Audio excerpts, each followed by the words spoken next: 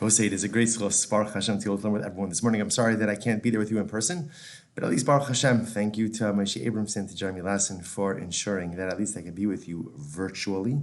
Begin by thanking our Talmud Torah sponsors for the month of Kislev Haba Aleinu Latova. To thank Allison and Adam Steinmetz for dedicating all the Sherman this month in memory of Adam's grandfather, Rabbi Sheldon Steinmetz, Harav Shlomo Tzvi Ben Ruvain Shimon, Zichron Livracha. Meretz Hashem, his neshama shav and aliyah, Shibei Me'elis Yosef for his children, his grandchildren, and Kenai Nahara's 34 great-grandchildren. Sammy and Malka Esterson for dedicating all the Sherman Drushos this month in memory of their parents. Yitzchok Leib ben Aaron HaKohen, Sarah Rachel Bas Baruch Avram, Hinda Bas Henech Ephraim, and in memory of their dear friend, Staff Sergeant Naftali Yona Gordon Hashem Yikom Damo, who fell in battle in Gaza on Erev Chanukah 2023. Paul and Kathy Pollack for dedicating the Shiurim this month in memory of Paul's sisters, Leah Bas Shmuel Zachrini, Shulamis Bas Shmuel, and Esther Bas Zachariah. Our week of learning sponsors, Baruch Meir and Rina Dubin, in honor of the upcoming chasana of their daughter Sophie to Zevi Granat. In Meretz Hashem, they should be zocha to build a binyan ad ad. And our Daf Yomi sponsors for today, Hayal and Sarah Steinberg, in the schus of a continued refuah for Shulamis Chana Bas Susha. Meretz Hashem, Baruch Hu should give all the neshama and Sarah Aliyos, the families in Nechama, all those who need a refuah, Shavon to get the Kol Chol Yisrael should be zocha. Meretz Hashem, the Besoros Tovos for all of Klal Yisrael. With that, let us begin. We are Zocha Baruch Hashem to begin the new parak today. So the new parak begins, the new chapter begins. Today's daf is Ayin Aleph 71, and we are picking up in Meretz Hashem on Ayin Amud Beis 70b. So the Mishnah says as follows: Kol Hazvachim. So a totally different topic now. Actually, really quite interesting and riveting. Kol Hazvachim shenis arvu bechatos hamesos o b'shra haniskal afilu achas b'ribo yamusu kulan. Okay, so the topic of the Mishnah is what happens when you have different types of animals mixed together. What becomes the status of the collective mixture? Now, the way we're going to read the Mishnah is in fact not what the Mishnah is actually trying to convey, but in Meretz Hashem, this will get straightened out in the Yom. But let's just read it as it's stated. If you have karbanos, kol hazvachim, if you have karbanos that got mixed up with chatos hamesos. Now, what's a chatos hamesos? There are certain cases in which a chatos cannot be offered. So Rashi HaKadosh points out over here, if you look at Rashi, Kol HaZvachim, Afilu Ba'ach. So ostensibly, the Mishnah is talking about a case like this. I have a carbon, whatever, it doesn't matter whatever carbon it is. And it gets mixed up. It sounds like what the Mishnah is saying is, it gets mixed up in a group of other carbonos. These carbonos happen to be all chatos offerings, and the type of chatos offering that can't be offered, but instead are left to die. Okay, that's the mixture. Take a look at Rashi. Rashi says, Kol HaZvachim Afilu Achas B'ribo. First Rashi in the new parak. Hashna mashma achas kshera b'ribo shel chatos hamesos. So what it sounds like over here is that there is one kosher carbon that is getting mixed up in a group of invalid chatos offerings. And when we say invalid chatos offerings, specifically the type of chatos offerings that have to be left to die. Hilchach parach b'gemara mayafilu. We'll get to that. Hayamesos. So skip Rashi a little bit. He says, what's the case? The Ketana says, Chamesh chatos mesos. There are 5 different types of chatos offerings that, depending on the circumstances, are left to die. Now, what I want to draw your attention to, if you notice in Rashi, you see that little hay. That little hay with like the half a bracket over there takes you to the Mesoras Hashas, which is on your left-hand column, your left-hand margin in your Gemara. So let's read it actually over here. Girsas, he quotes over here, what are the 5 categories of chatas that are left to die? Number 1, Vlad chatos. If a chatos has offspring, that offspring cannot be offered. Instead, that offspring is left to die. Next, Tumuras chatos. If you have a chatos offering, what's the halach of tumura? Tumura is you can't exchange one carbon for another. Whether you're exchanging it for a better carbon and an inferior carbon, you're not allowed to do that. That's called tumura. The halacha by tumura is v'hayahu usmuras kodesh l'Hashem. Both animals become consecrated. It happens to be that by the tumura of a chatos, the exchanged animal was left to die. That's number 2. Number 3, chatos shemesu ba'aleha. If you have a chatas offering, Ruvain accidentally ate on Yom Kippur, and therefore he's going to go ahead and bring a chatas. But then let's say Ruvain died. Once the owner dies, you can't offer up the chatas posthumously. So the chatas is left to die. Number 4, shekipru ba'ala ba'acher. Ultimately, again, number 4 is the following case. Ruvain set aside a chatas. he lost the animal. He then designated a replacement animal, offered up the replacement, and then finds the original chatos. That chatos is left to die. And last, v'sha'avra shnasa. Remember again, a chatos is an animal that has to be offered up within the first year. It has to be within a year. If it ages out, such a chatos also is left to die. So the Mishnah's first case, therefore, is I have a regular carbon. And again, it doesn't matter what carbon it is, a shlamim. And my shlamim, it sounds like the Mishnah is saying is my shlamim gets mixed up with a group of these type of chatos offerings that are left to die. This designation, one of these 5 categories of chatos, so a whole bunch of animals, a whole bunch of chatos like that, my regular shlamim gets mixed in. What's the halacha? So Gemara says, Yamusu kulam. The halacha is ultimately, again, they're all left to die. They're all left to die. Since, again, I don't know which are the chatos, right? Which are the chatos offerings that are associated left to die, which is the valid carbon, so I can't offer it up because remember, if they're disqualified chatos offerings, there's nothing to talk about. I can't offer it. And because I don't know which animal is which, therefore, halacha l'maisa, they are all left to die. If you look at Rashi, Rashi says, Nis'arvu, Zevachim ksherim, sorry, next case. So we'll say that's halacha number 1. So again, the way we're going to read the case, which is not actually what the case is, but the way we're going to read it is, I have a regular carbon, which is called a shlamim, that gets mixed in with a group of chatas offerings, but no ordinary chatas offerings. The 5 categories of chatas that are left to die. I obviously don't know which animal is which, so what's the halacha? All of them are left to die. That's halacha number 1. Next, nis'arvu b'shar shene'avda ba'avera. Let's say again, I have a carbon, again, like I said, whatever carbon it is, and my carbon gets mixed in with a shar shene'avda ba'avera. With, let's say, again, a shar that was used in the commission of a sin. Now, we'll see exactly what this means in just a moment. For example, right, the Gemara says, O. Now, O in this context means, for example, Ayin Aleph, 71a, O shehimis is ha'adam. Right? So let's say, for example, again, it killed someone. Actually, before we get to the next case, take a look at the last Rashi on Ayin Amud. Rashi says, Nis'arvu Zevachim ksherim b'shar shene'avda bo'avera echad be'echad. Now this is talking about, as opposed to the previous case in the Mishnah, which was talking about a permitted animal that gets mixed in with a group of prohibited animals. Here, it's even like a 1-to-1 mixture, right? My kosher, my sacrificially kosher shar gets mixed in with a shar that is prohibited from use because, for example, an avera was done with it, or it committed an avera, which we'll just explain in just a moment.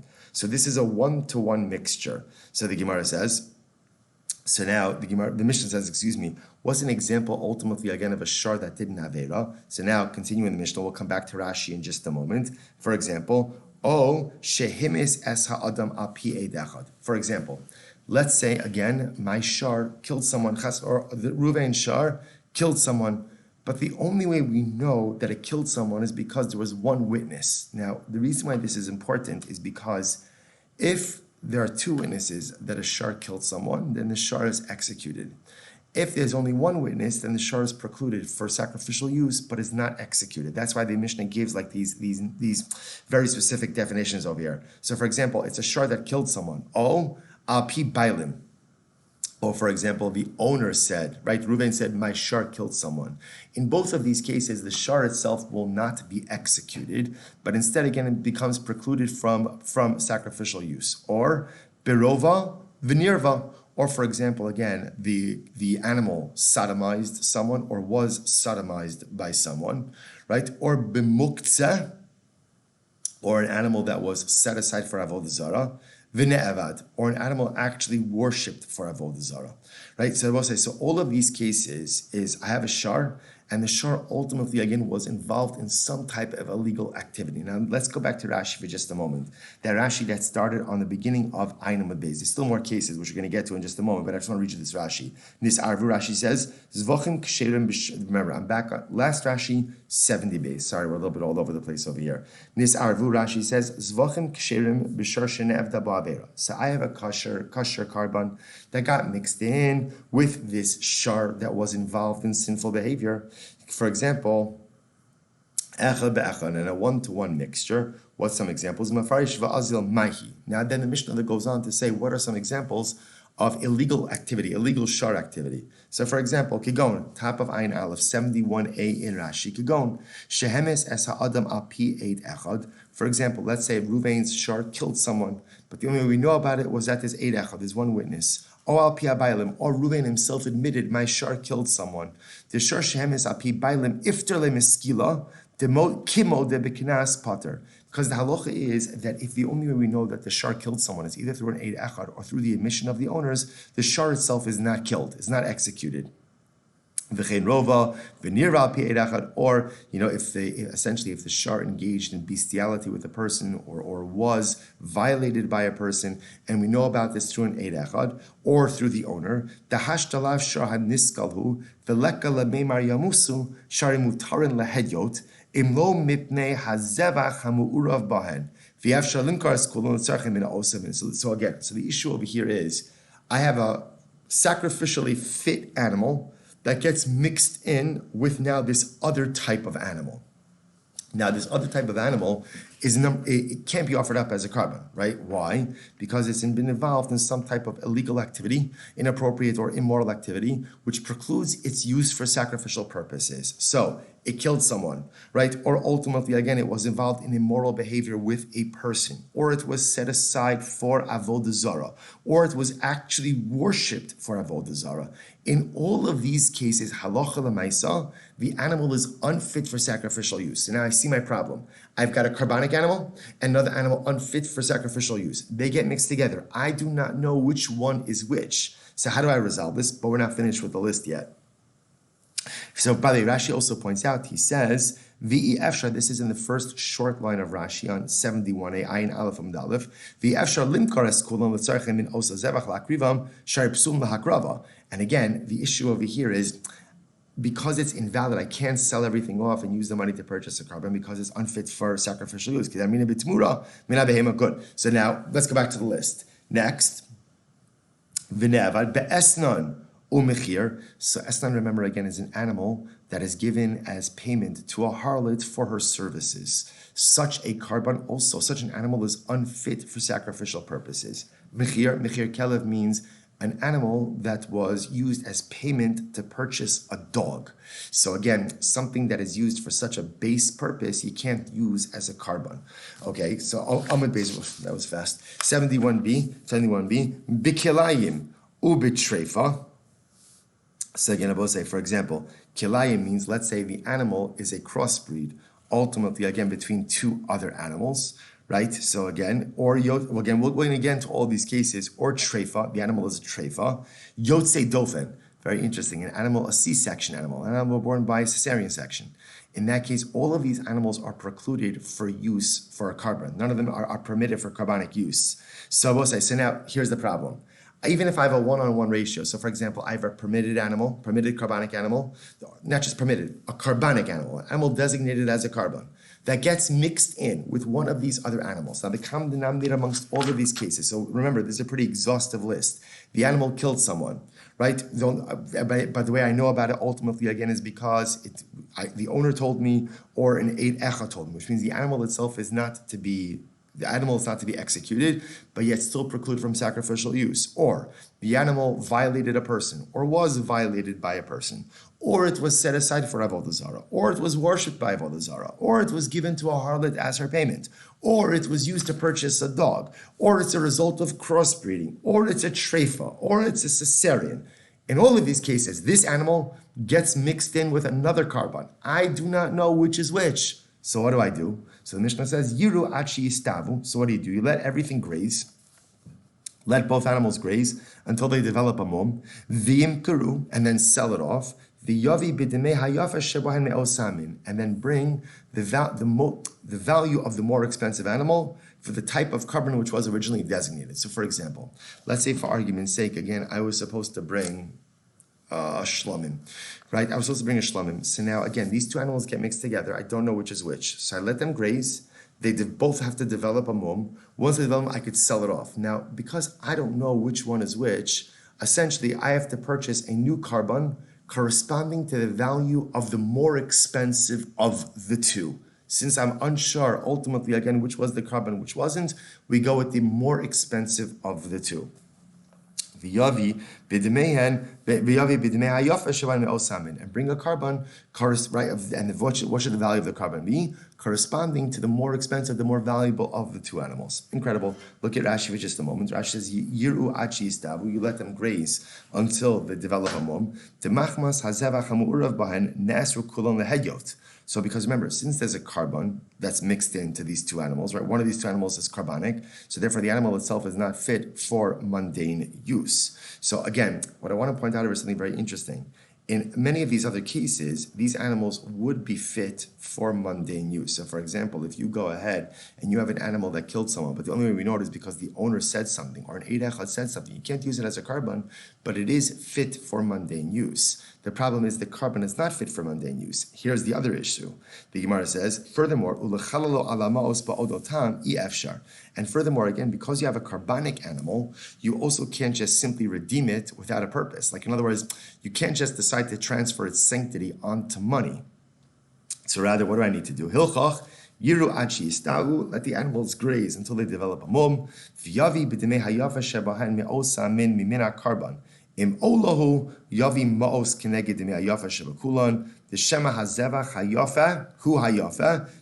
And again, so therefore, what do? I allow them to graze now and develop a mum, and then I go ahead and I use the value of the more expensive animal to purchase a brand new carbon corresponding to the original designation of the carbon that got mixed in. And Rashi then points out, he says, V'yomar, and when he offers up the carbon, he should say, Kol makom shua zevach yehi mechulal amaos halalu, and I say, whichever one of these two animals is the sacrificial animal, the animal should be deconsecrated onto this money. V'yavo min hamos ola vim shlamim shlamim. Incredible. So that's case number 2. So as case number 1 was seemingly a carbon getting mixed in with this whole group of invalid chatas offerings. So in that case, you just have to leave everything to die. Case number 2, I have the carbon getting mixed in with another sacrificially invalid animal. What do I do there? Let everything graze, develop a mum, then go ahead and redeem the sanctity of the animals onto money, right? Redeem it with money, and use the value of the more expensive animal to bring the same type of carbon you were supposed to bring before everything got mixed together. Beautiful. Next case.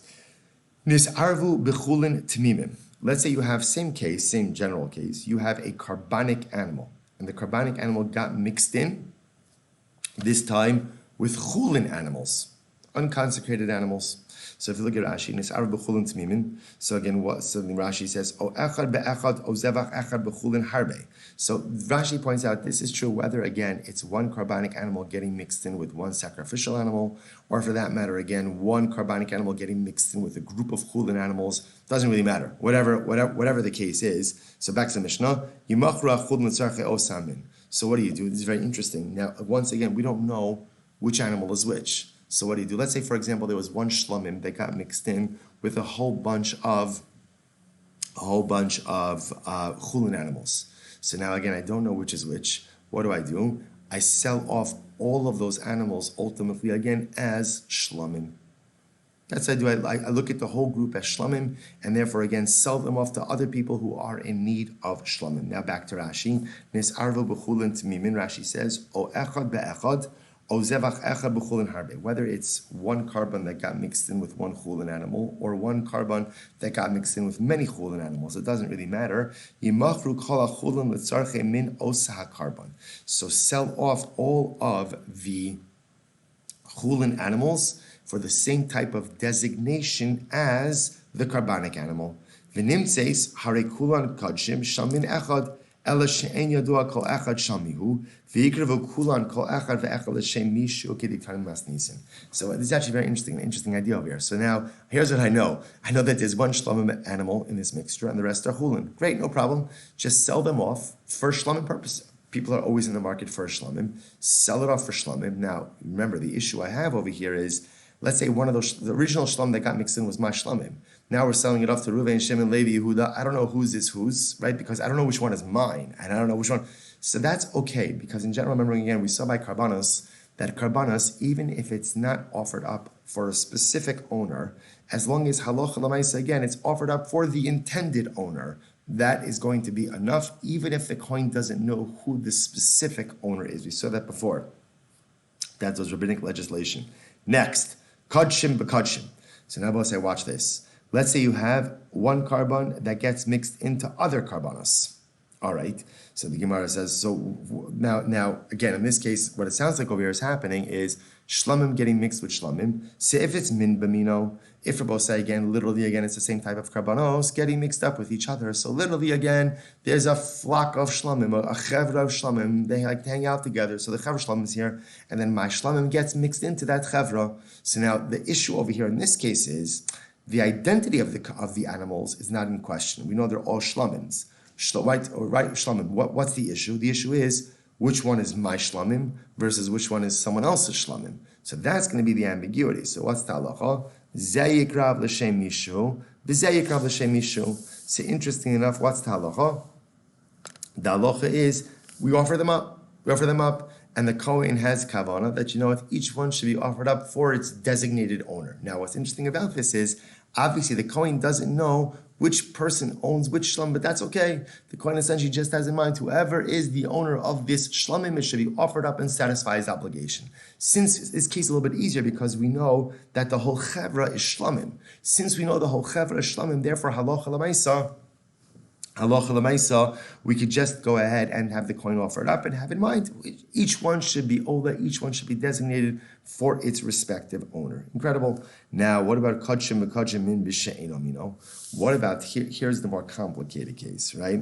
The more complicated case ultimately again is min b'she'enom. What happens if you have halacha l'maisa animals mixed together, but they're for different carbonic designations. So therefore, again, I don't know which animal is which, but lamaisa, again, they're clearly for different carbonic designations. What do you do? So remember again, in the previous case, the mixture was a homogeneous mixture because all of the carbonos were the same type of carbon. Great, offer them all up. Kohen has in mind whoever each one corresponds to.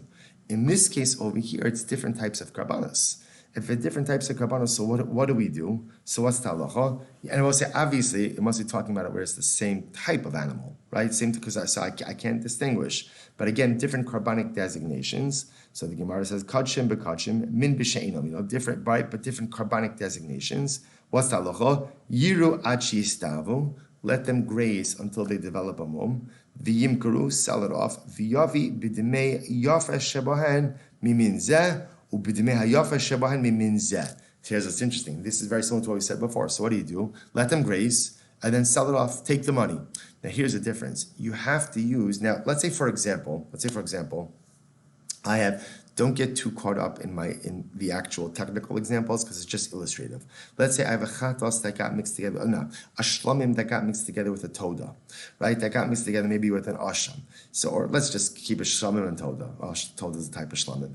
Two different types of karbanos, right? So you'll see why I'm staying away from specific examples in just a moment. But I have two different types of karbanos. So let's just keep it for argument's sake a shlamim and a chatas, even though chatas is not a good example, but just for illustrative purposes. Shlamim and chatas get mixed together, right? So now it's the same type of animal. I don't know which one is which. So I let them graze, develop a mum, sell it off.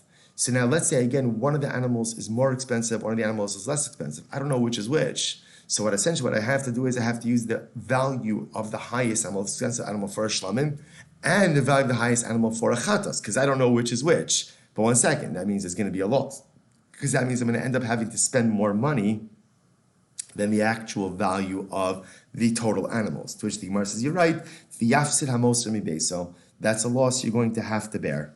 That's a loss I'm going to have to bear. And that's just the way that it is. Next, nis'arvu bebechar o b'maiser. So we'll say this is very interesting. Let's say you have a sacrificial animal that got mixed in with a bechar animal or a meiser animal, right? So bechar animal, firstborn animal, meiser behema, right? So what do I do? Or meiser sheni for that matter. So we'll say, so again, meiser animal. So what do you do? Now look at Rashi just a moment. This arvu. This is in the intermediate wide lines, about 2, 4, 6, about 7 lines in. This arvu. Zevachim kegon ola bebechar o b'meiser behema. So for example, let's say again, I have an ola that gets mixed in with a bechar or with meiser behema. Okay, now why is this case unique? Look at Rashi. Shein tovsin b'kedusha ulak shein tovsin d'meim b'kedusha. Now remember again, what's unique about bechar and meiser behema? If they develop a mum, ultimately again they don't have to be offered. They don't have to be redeemed. They don't have to be offered. So these cases are a little bit different. So I can't offer them both up on the Mizbeach. Ultimately, again, because remember, they are offered up, their carbonic practices are different. For example, an Ola is totally consumed on the Mizbeach, and that is not the case, ultimately, again, with Bechor or Meiser.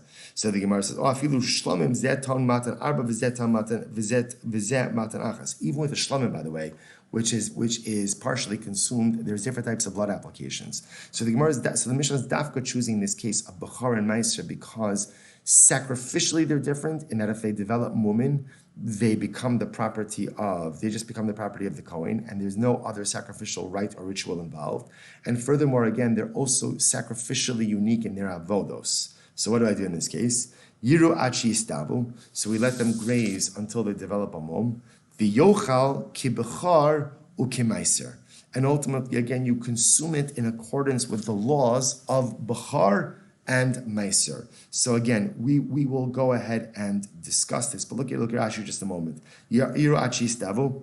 V'yavi mo'os b'demei hayafa. V'yomar kol makom shehu azevach hatofes es dama v'yimuchulal amos halalu. V'nimtza chulin mu'ura bebechar. So what do? I allow them to go ahead and graze, develop a mum. Now remember, I have a carbon mixed in there. So what I do is, once again, I take the value of the most expensive animal and go ahead and use that money to purchase a new carbon.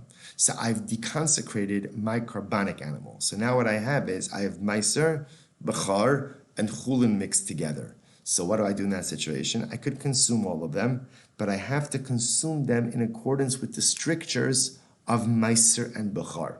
So Rashi points out to me, what does that mean? V'yochlu mu'urav and kulam b'toras bechar u'meiser bali mumin shelo yishchetu be'itliz v'lo yimkuru be'itliz v'lo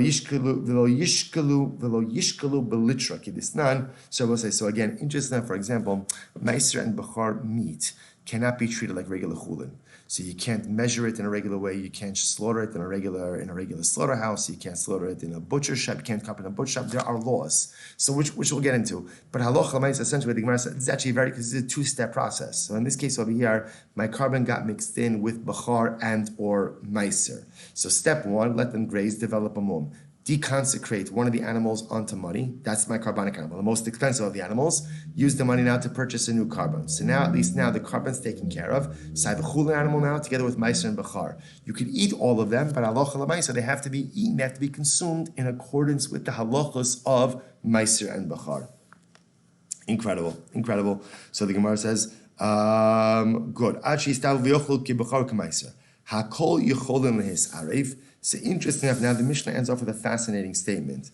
In general, you could have cases of karbonos that get mixed together, with the exception of chutz min achatos va'asham.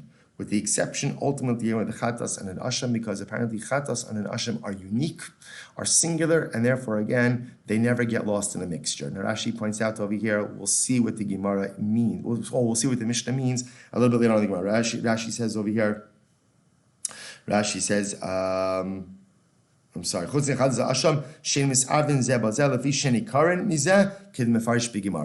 so apparently chatas and asham are unique, and therefore, again, you're not going to really have a case ultimately where they get mixed together. Okay, so what exactly that means, Emir Hashem, we shall see.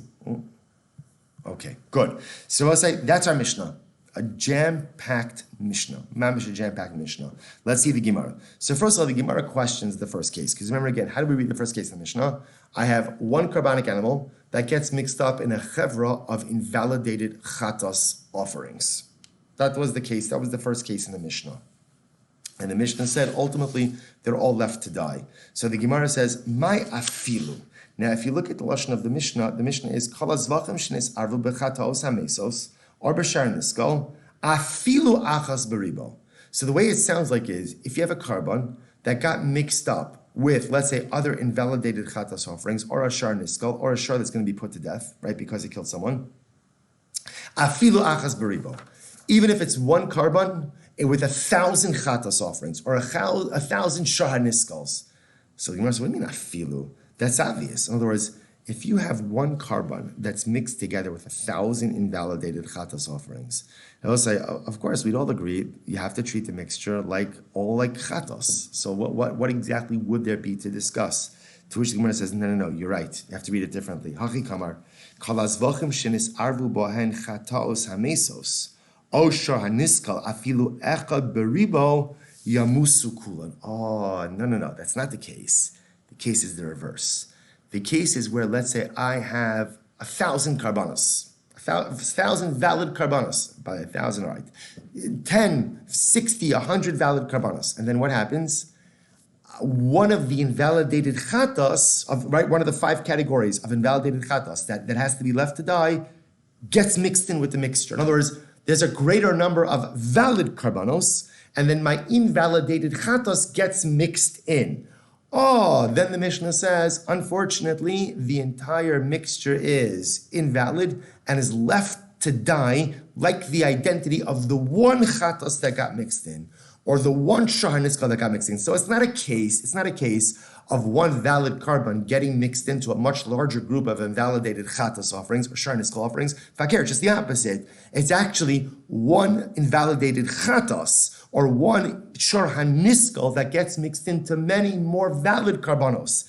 And yet, despite that, the Mishnah says essentially, the chatos is not batal, right? It's not batal in a larger amount of valid karbanos, and therefore the entire group is left to die in accordance with the status of the invalidated chatos.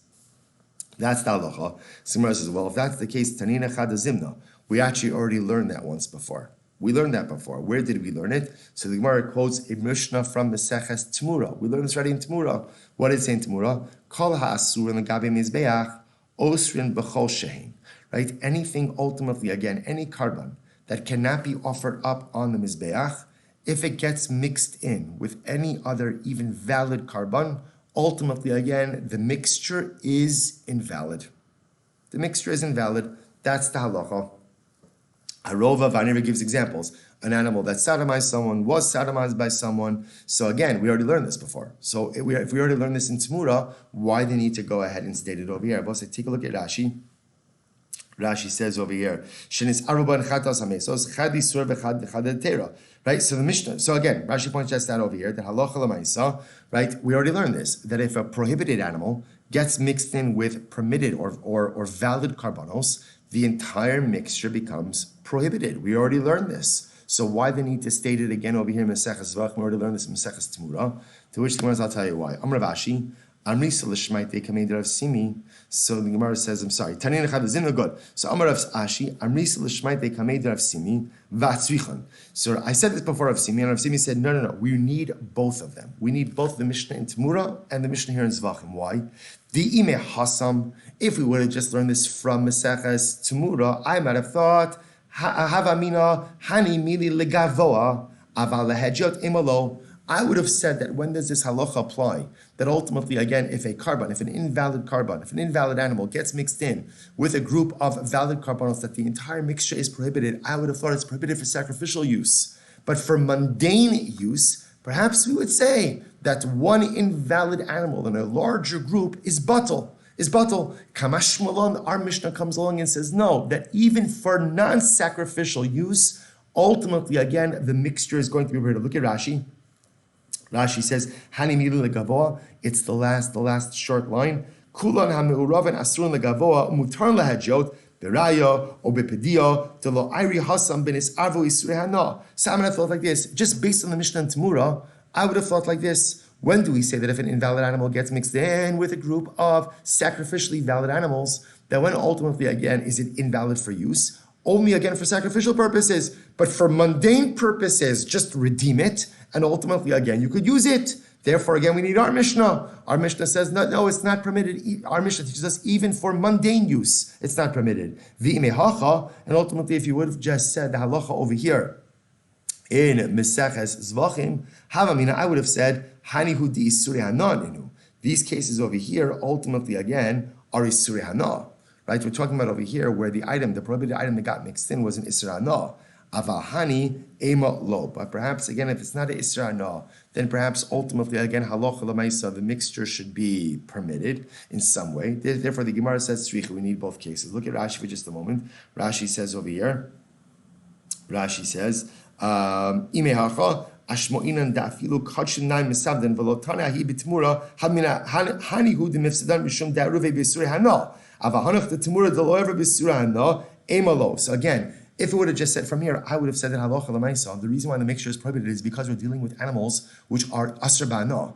That's why the mixture is prohibited. But halacha l'maisa again, but maybe the case is in Tmura, where halacha l'maisa it's not a isra hana, then perhaps again it should be the prohibited animal perhaps should be bottled in a larger mixture, and even if it's not going to be permitted for sacrificial purposes, perhaps at least for mundane purposes, therefore it's tzrichi. So Rabbi said the Gemara seems to be saying is that halacha l'maisa, no matter what the nature of the mixture, so between our Mishnah and the Mishnah and Tzmura, combined, halacha l'maisa, we understand that whether the prohibited animal that gets mixed in is an Isser Hana, or whether it's not an Isser Hana, the resulting mixture is going to be precluded ultimately, again, both for sacrificial use as well as for mundane use. Now, we're going to proceed now to kind of disentangle that a little bit more and kind of go through this case by case. We're going to stop over here for today, Bosai. Shkayach, everyone. Again, I know a lot of information, a lot of categories, but Emir Hashem become crystallized as the days ahead, a couple of short tapping ahead of us, which is good. We'll actually be able to keep up with the cycle. Look forward to seeing everyone live on Tuesday morning. Shkayach, everyone. Have a great day.